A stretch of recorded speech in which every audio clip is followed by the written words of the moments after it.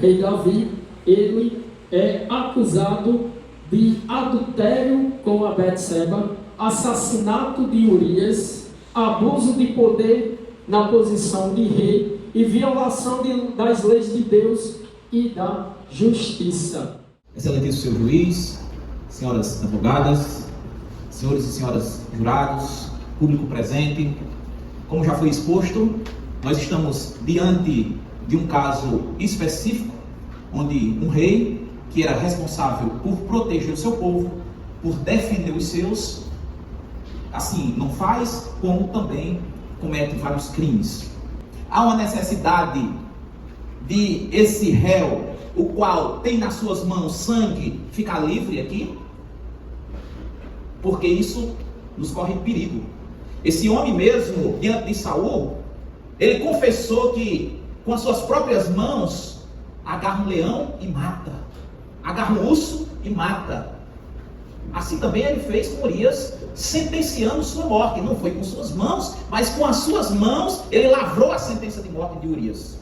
Davi, ele não apenas tomou para si a esposa de Urias, Betseba, mas ele tramou o assassinato do marido de Betseba, Urias, para tê-la como esposa. Nós estamos diante do rei de Israel, o monarca de Israel, por sua humildade. E quando diz que ele usou o seu abuso de poder, isso é uma verdade. Por ele ser rei, ele não necessitava estar aqui, mas ele disse: eu vou. Porque da mesma forma que eu fui perdoado por Deus, eu quero ser perdoado pelo meu povo. É esse questão que vocês querem levar a pena de morte? É esse que salvou todo Israel das mãos dos filisteus. Vocês querem também condenar a pena de morte? É esse. O senhor poderia se apresentar e dizer qual era o seu papel no exército? Sou Joabe, comandante do exército de Israel, responsável por liderar as tropas em batalha e seguir as ordens do rei. O senhor recebeu um bilhete do rei Davi, uma ordem específica sobre o soldado Urias? Recebi uma carta do rei Davi e nela afirmava que colocaria Urias na linha de frente de batalha, onde o combate fosse mais intenso. Mas o senhor cumpriu a ordem do rei? Sim, cumpri a ordem do rei. Posicionei Urias no lugar mais perigoso da batalha e dei a ordem para que os soldados recuassem e deixá-lo exposto. O senhor sabia que Urias era um soldado fiel, leal? Sim, Urias era um dos soldados mais fiel e leal. Ele não hesitava em servir o rei e a nação.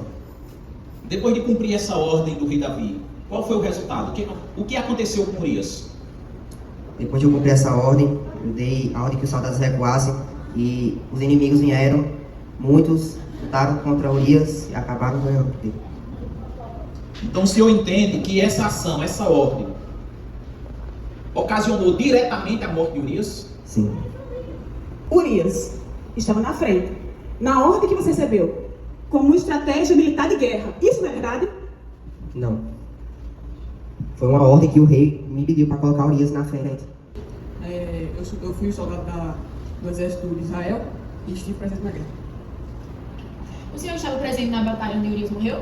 Sim, estava ao lado dele. O senhor se lembra de como era a estratégia inicial da batalha? Sim. Nosso comandante Joabe nos posicionou para atacar a cidade inimiga e lutamos lado a lado, como sempre fazíamos.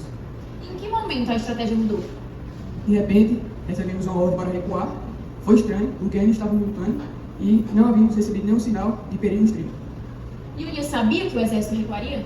Não. Ele ficou lutando bravamente, sem perceber que estava ficando sozinho.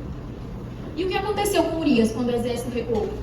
Ele ficou cercado pelos inimigos, mas lembro de vê-lo lutando até o último momento, mas não resistiu. Obrigada, satisfeita, Lucas. Uma pergunta ao senhor. Na visão do senhor sobre a batalha de guerra, quem era a pessoa com mais visão dentro de campo e a pessoa adequada para estar na frente? Acho que por isso. A senhora conheceu o rei Davi? Eu conheci porque eu fui chamada por um mensageiro dele e ele me mandou deitar-se com ele. A senhora foi chamada para o palácio por vontade própria? Não. Betseba, como você achou do rei ser tão bondoso? Você ficava em uma torná-lo por esposa? Para mim foi um privilégio porque eu perdi meu marido. Não tinha mais ninguém. E o rei teve compaixão de mim e me chamou para receber ele. Só mais uma vez, quem era o rei Davi na sua opinião? O rei Davi para mim foi aquele que, depois de amar meu marido, me chamou, no palácio para ficar com ele. E isso consolou o meu coração, porque eu perdi meu marido e perdi o bebê, que foi do ponto do adultério. Mas depois disso, ele me chamou para ficar com ele. Assim diz o Senhor, eu o tornei rei de Israel. Te livrei das mãos de Saul, dei tudo o que você precisava, e se fosse pouco, daria ainda mais. Mas por que desprezou minha palavra? Você fez o Deus cair na guerra e tomou a sua esposa para si. Agora, a espada nunca se afastará da sua casa, e o filho, que é fruto desse pecado, morrerá. Profeta Natan, bom dia. Bom. Profeta Natan, você foi enviado por Deus para profetizar contra Davi, é isso? Não, eu fui enviado por Deus para trazer a verdade do Senhor. A profecia diz que ele pecou contra Deus, sim ou não? Adultério é pecado. Então sim, ele pecou contra Deus, porém, contra Urias, também por tomar sua esposa. Diante do pecado dele, qual foi a pena que Deus deu para ele? As consequências do ato é que a sua casa terá guerras e traições, e o seu filho, que foi fruto desse pecado, morrerá. Então, diante do erro dele, houve consequências. Houveram consequências, pois assim como ele traz em suas escritas, todo aquele que semelha também colherá aquele que semeou. Então, Deus é amor, mas Deus é justo. Sim, Deus é justo. Vou contar um pouco da minha história. Desde pequeno eu era ignorado pelos meus irmãos. Fiquei com a tarefa de cuidar das ovelhas, ser pastor de ovelhas. Mas mesmo assim Deus me escolheu para mudar uma nação. Matava leões e ursos. O senhor não determinou o tempo do... Senhor Davi, 10 minutos, por favor. Senhor juiz. 10 minutos, senhor juiz. Senhor juiz. Senhor Cleidivan, Não por favor. deixe a defesa conduzir o júri. Senhora Verônica, Não por permita que a favor. defesa conduza o júri. Por favor, senhora Verônica. A defesa é Senhor Davi, ordem. Senhor Davi, prossiga. Matei gigante e me tornei rei de Israel. Conquistei Jerusalém, tudo em nome do Senhor. Mas no meio do caminho eu pequei e caí. Mas o próprio Deus já me condenou e me perdoou. Eu já perdi meu filho e já paguei o que eu tenho que pagar. Passaremos agora para as considerações finais por parte da acusação e da defesa, seguindo esta ordem, por favor. Betseba era casada, mas isso não importou para ele. Ele sabia que o que estava fazendo era errado, pois ele tentou encobrir o seu pecado, chamando Urias para casa e mandando ele se deitar com ele. Mas ele não fez isso. Mas quando ele percebeu que o seu plano falhou, qual foi a decisão? Ele planejou o assassinato de um inocente. Ilustres jurados, estamos diante de um rei que deveria ser exemplo para o seu povo, mas que se aproveitou da sua posição para fazer o que era errado, para tomar o que não lhe pertencia e depois silenciar aquele que poderia desmascará-lo. Peço a vocês que não fechem os olhos para essa injustiça. Não se deixem enganar por palavras bonitas, pela história dele, pela posição que ele ocupa. Hoje, não estamos julgando o rei. Estamos julgando um homem que cometeu adultério. Tentou enganar um servo fiel.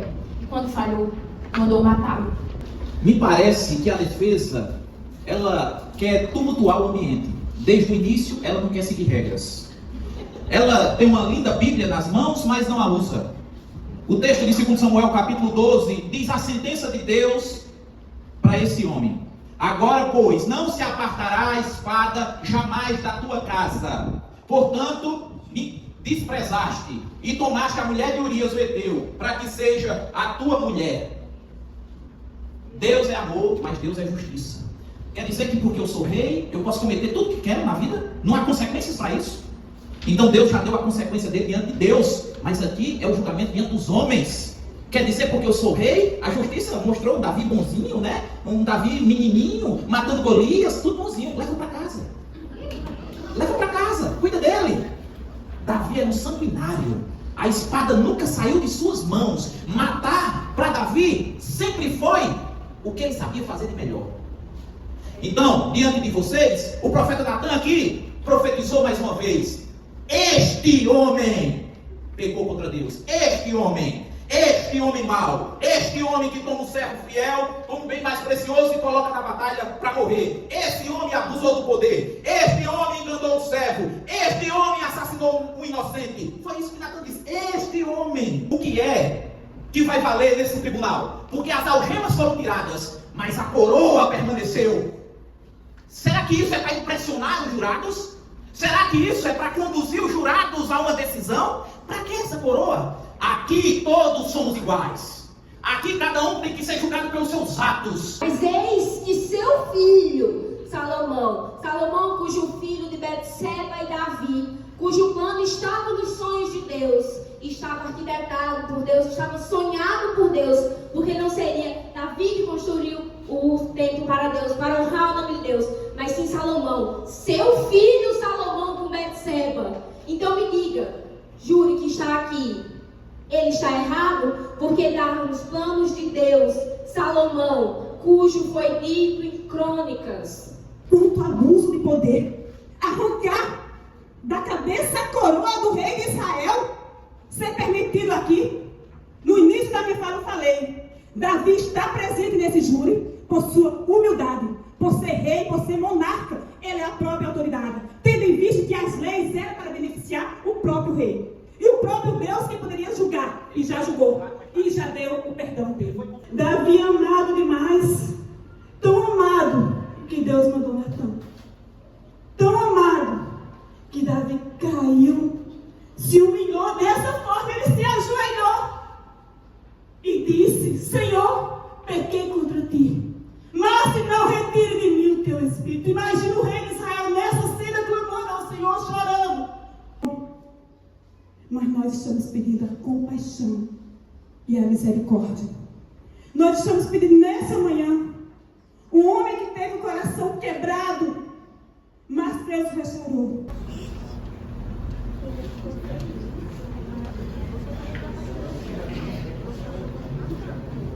O rei Davi, foi considerado inocente e, portanto, está livre de qualquer punição. Pela contagem de votos, de 4 votos para a absolução e 3 para a condenação. Dou por encerrada essa sessão do Tribunal de Júri. Obrigado a todos. A acusação irá recorrer Por favor. A acusação irá recorrer da decisão, tendo em vista